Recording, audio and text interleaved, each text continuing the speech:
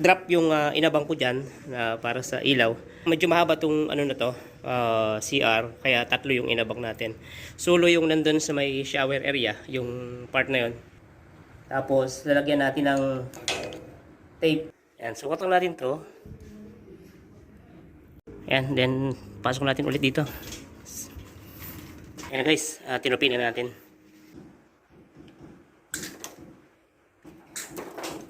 Ngitin silang lahat. Yan. Yan, ito na yung pumunta ng breaker guys. Yan. Ito na pumunta ng breaker. Then yung itim na pumunta ng switch, ito. Bumaba ng switch. Dito yan sa may pula. Yan, yung may halong pula. Ito yung pumunta din sa breaker. Yan. Si line 1 na tinatawag natin, pumunta lang ng switch. Yan. So, si line 2, hindi na siya pumupunta ng switch. Or optional lang yan. Kung meron kayong outlet na ilalagay doon sa baba ng switch, pwede kayong magpababa ng isang line kasama nito. Pero tagingan nyo. Make sure na matagingan nyo na line 2.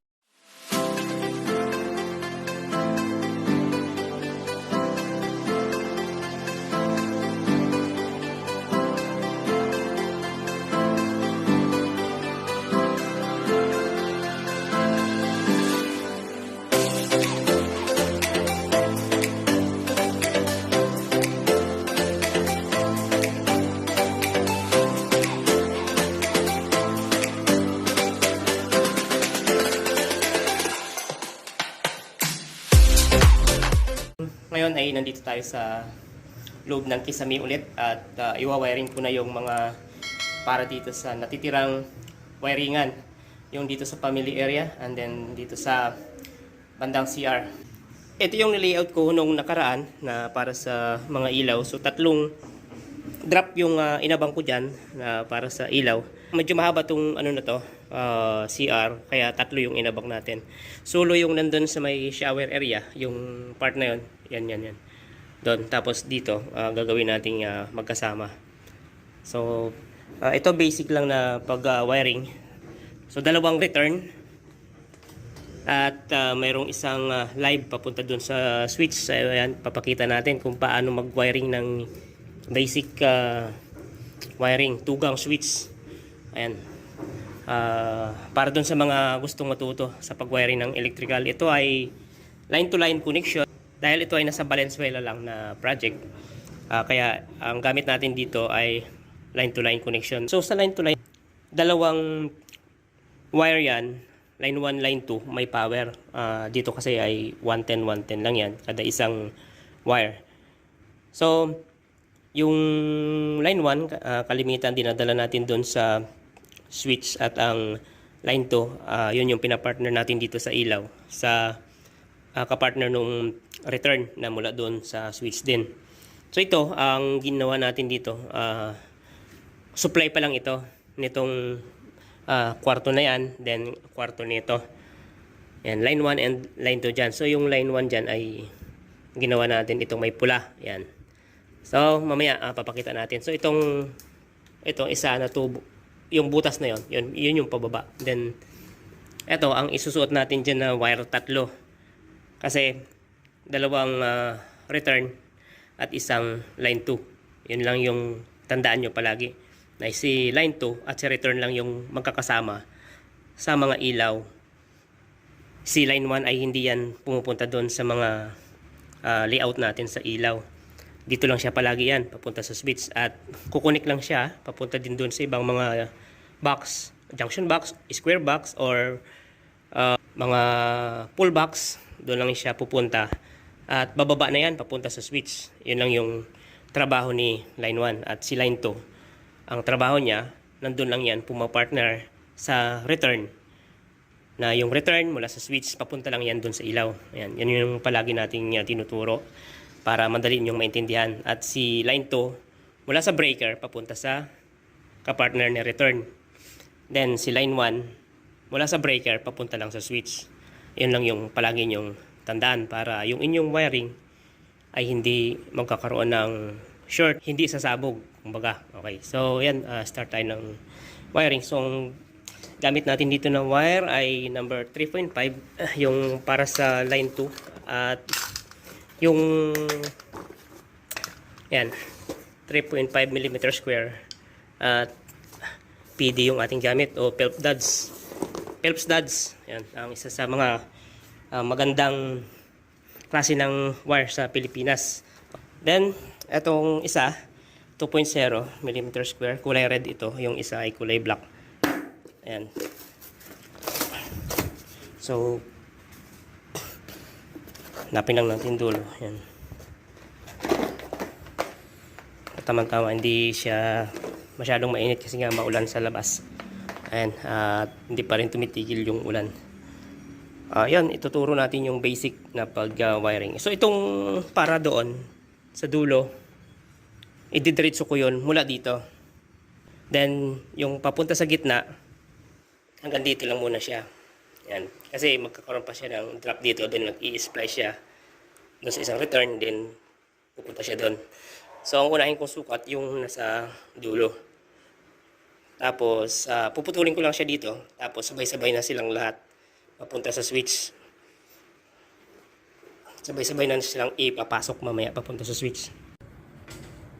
Yan guys, tinutupi lang natin yung dulo. Tapos, ipasok natin doon sa tubo. So, PVC naman yung gamit ko dito. Din yung dulo ng PVC dahil sulong ilaw na doon, banda sa dulo, ay may flexible. Kaya hindi na tayo gumamit ng junction box kasi last na ilaw na yon. Sukat lang muna ko.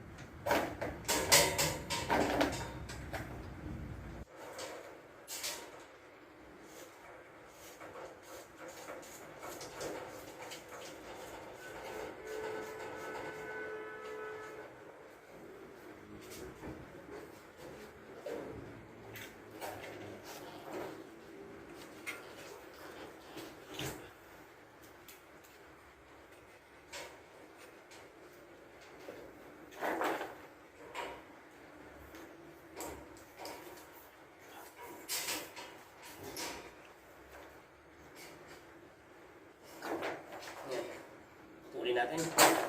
Tapos, doon sa gitna ay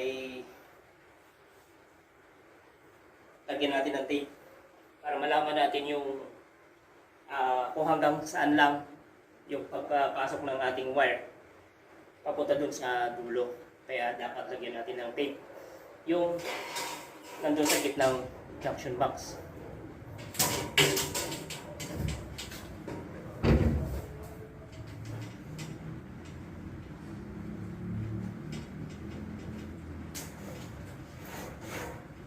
Tapos ugod.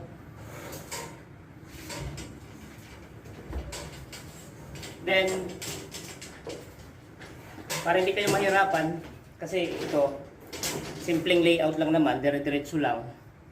Unahin nyo na wiring mula sa gitna, papunta doon sa dulo. Papartneran nyo na siya ng isang wire para sa line 2. Ayan. So, isasaliwa lang natin yung So, tupiin din natin yung block. Tapos, lalagyan natin ng tape.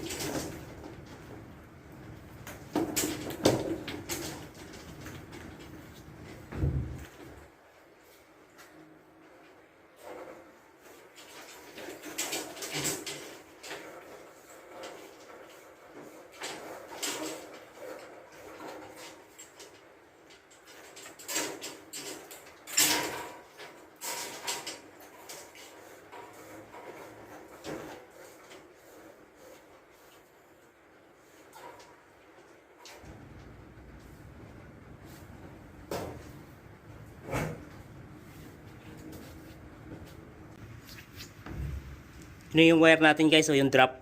Yan. Mahaba na yan para doon sa pagtatapa ng ilaw para dyan sa shower area.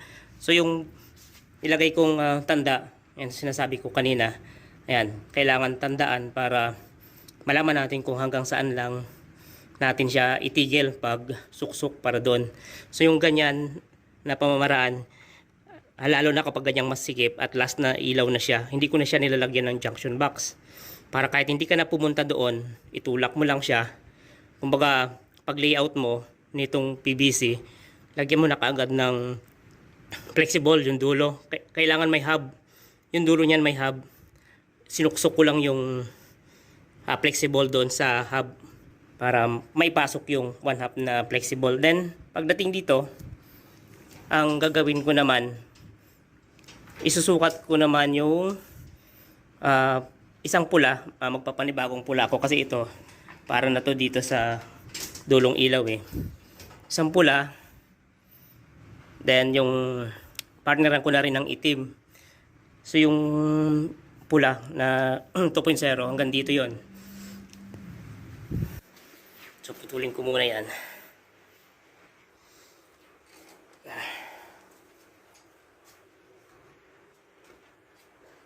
Ito. Yung putulin ko na tama lang na makapag-splice. Ayan.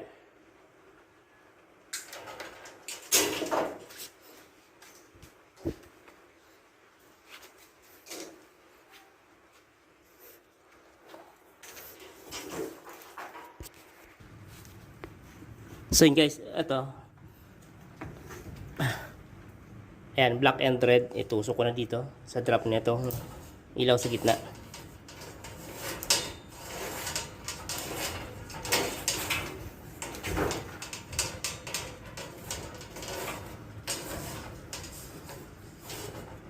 Yan.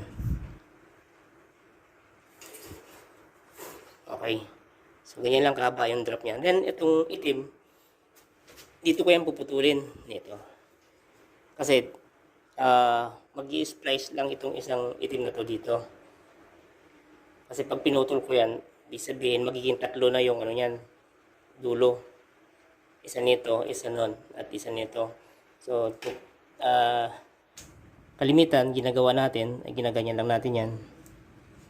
Yan. So, kung mayroon kayong katanungan na hindi ba mababaklas yan pag inikot lang, hindi yan basta nababaklas, basta mahigpit yung inyong pagka-twist. At dito, puputulin ko lang din siya na para sa splicing lang. Sukat lang. Yan. So, pag natandaan nyo, dyan na, putulin. Ito.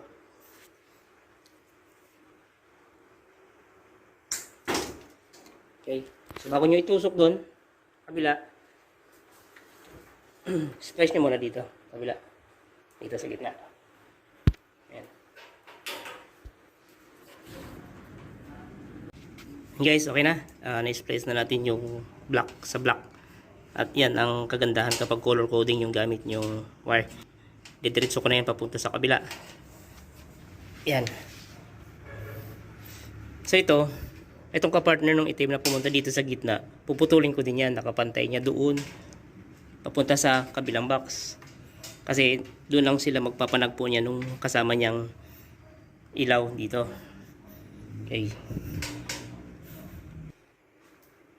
Yan.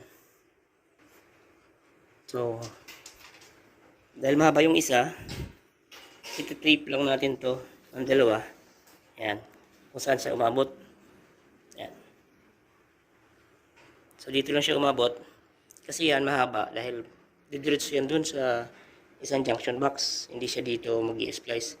Dun lang mag-i-splice. Itong mahaba na galing doon sa dulo na ilaw natin. Yan. So, para hindi kayo malito. Ayan. Tinupian lang natin. Then, pasok natin dito.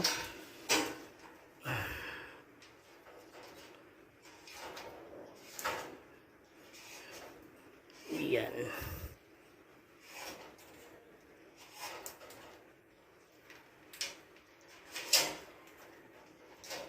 Yan. Dito na siya. Oh, umatras.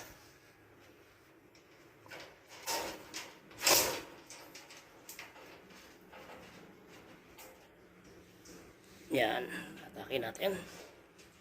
Yan. Okay, nakalabas na siya. So, tulak na natin yan. Ayun o.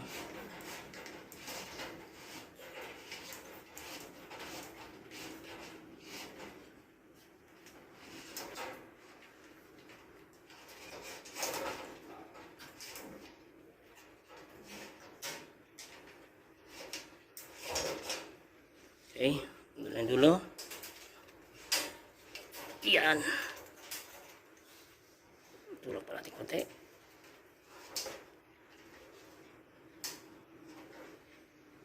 Yan, okay na. So, tupiin na natin to. So, ayan, tatakpan na lang yan.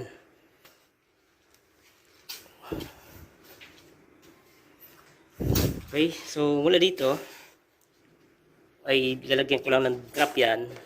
Ito.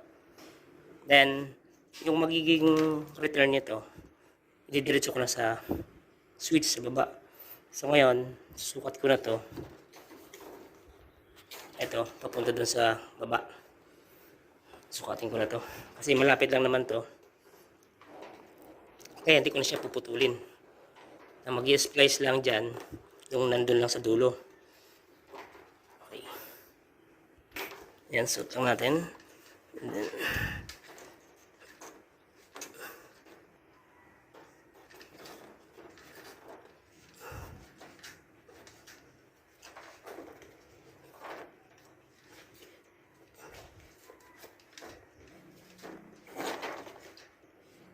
so, mahaba na siya. So, baka nandun na yun. Yan, mahaba na yun.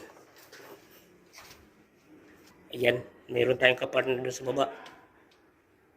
Yan! Pwede na? Okay.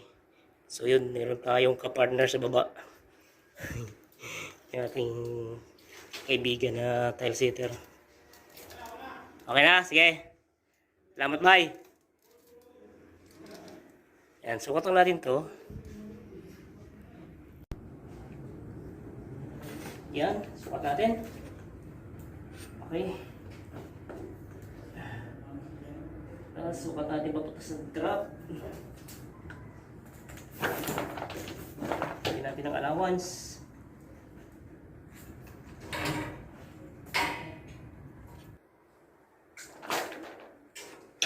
Yan.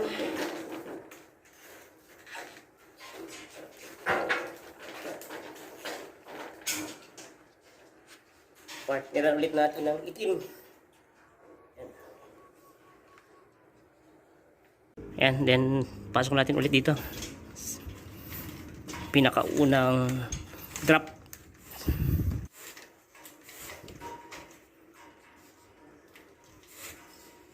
Natanggal.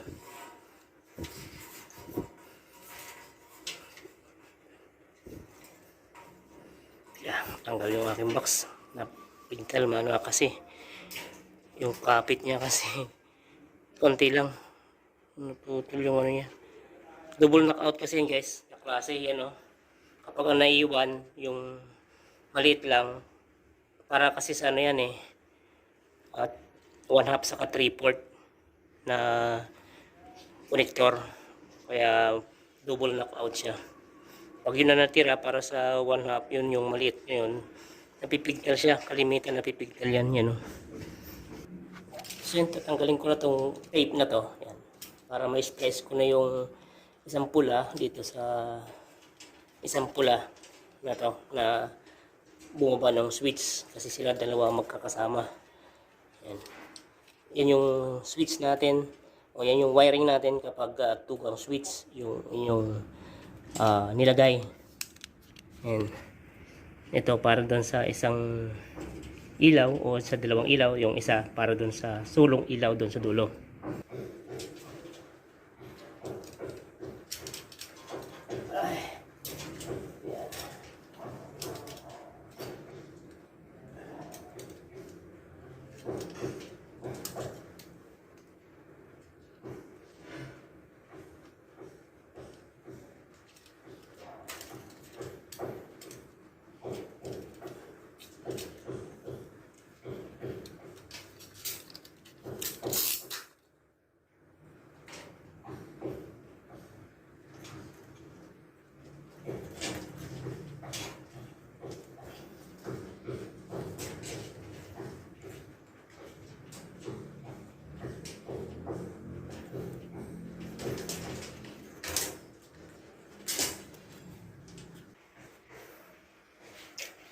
So yan na siya guys, oh. Yan.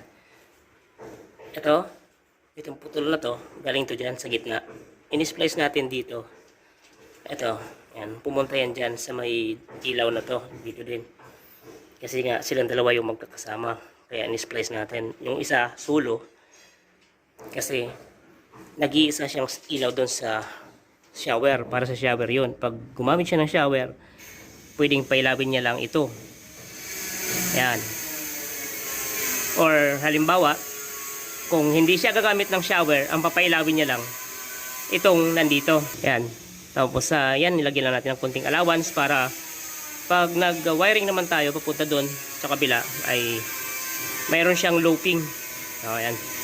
Yan lang yun palagi nating tandaan. Okay, so splice ko muna siya.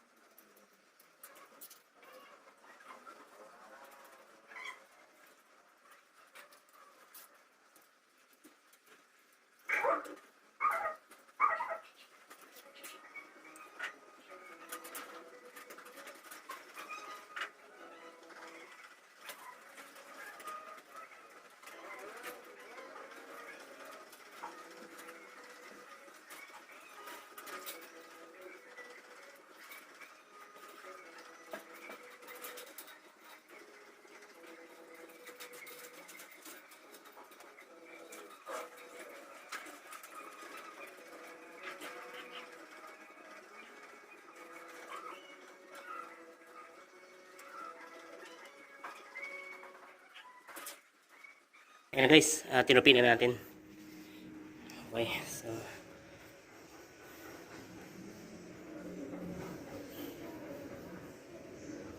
so nandito na siya. Ayan, papakita natin.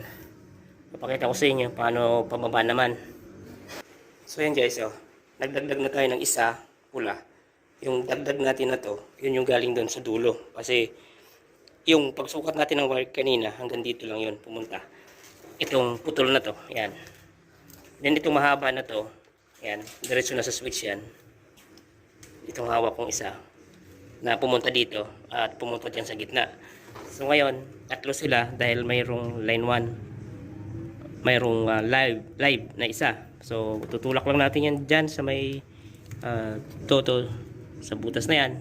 Lagyan lang natin ng tape. Lobat nyo ang cellphone guys. Bali, hindi nyo muna putulin. Huwag nyo muna putulin pag ganyan na ano lang, na wala naman na siyang ibang kasama. So mamaya nyo na putulin kapag nakarating na ito doon sa baba sa switch para masukat nyo na mabuti dito sa mga kasama niya na pag i-splicean nyo yung allowance. So hindi na pala natin tinandaan yung dalawang pula kung saan dyan yung para dito sa ilaw na to. Doon na lang natin yan malalaman kapag naglagay na tayo ng switch. Or pwede nyo rin tandaan yon. Halimbawa, maraming ilaw. Gusto nyo yung unang ilaw ay tandaan nyo ng tape number 1. Tapos yung pangalawa number 2. Lagyan nyo ng tape. Pwede yon. Pero pwede rin naman wala. Doon na kayo magbase kapag naglagay na kayo ng mga devices sa baba kapag may power na. Pero ang disadvantage kasi nun, kung antayin mo na may power, hindi mo malalaman yung pagkasunod-sunod. Lalo kapag marami yung switch. Kaya kung marami na, lagyan nyo niya ng tagging. Sa akin, kapag ganito lang ka dami yung wire, hindi ko na siya tinatagingan. Pero mas mainam na tagingan nyo guys. Lalo kapag umpisa pa lang kayong natututo sa pag-wiring ng lightings.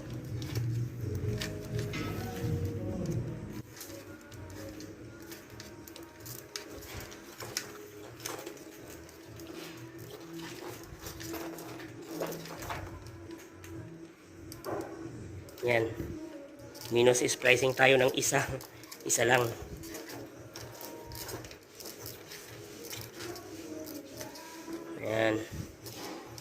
Ano natin to putulin. Yan. Oh, di ba? Ganun lang. Yan. Balian natin. Okay, putol.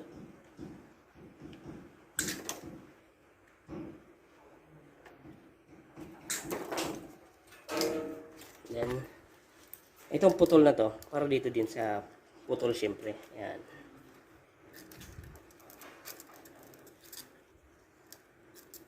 Then, itong ang itim na to, ito, na pumunta doon, kapartner ng return. Dito natin ilagay yan. Purong itim silang lahat. Yan. Yan, ito na yung pumunta ng breaker, guys. Yan. Ito na pumunta ng breaker. Then, yung itim na pumunta ng switch, ito, bumaba ng switch. Dito yan sa may pula. Yan, yung may halong pula. Ito yung pumunta din sa breaker. Yan. Si line 1 na tinatawag natin, pumunta lang ng switch. Yan. So, si line 2, hindi na siya pumupunta ng switch. Or optional lang yan. Kung meron kayong outlet na ilalagay doon sa baba ng switch, pwede kayong magpababa ng isang line kasama nito. Pero tagingan nyo. Make sure na matagingan nyo na line 2 siya. Then yung isa line 1. Lalo kapag parehas ang kulay. Kasi pag hindi nyo natagingan, baka pwedeng siya at si line 1 o si line 2 at si line 1 ang nailagay nyo sa switch. Kapag nagkaroon ng power, pag pinindot mo yung switch, mag-short siya. Yun yung iwasan nyo. Lalo na kapag sa bahay natin kasi kadalasan isang breaker lang yung ginagamit natin, kaya isang circuito lang silang lahat. Si outlet saka si ilaw ay magkakasama lang. Kaya kung ganun, maglagay kayo ng tagging.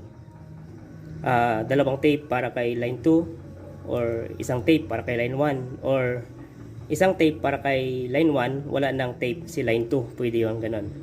Para malaman nyo lang kung saan si line 2. Then yung sa mga return, bahala na kayo kung paano nyo tagingan.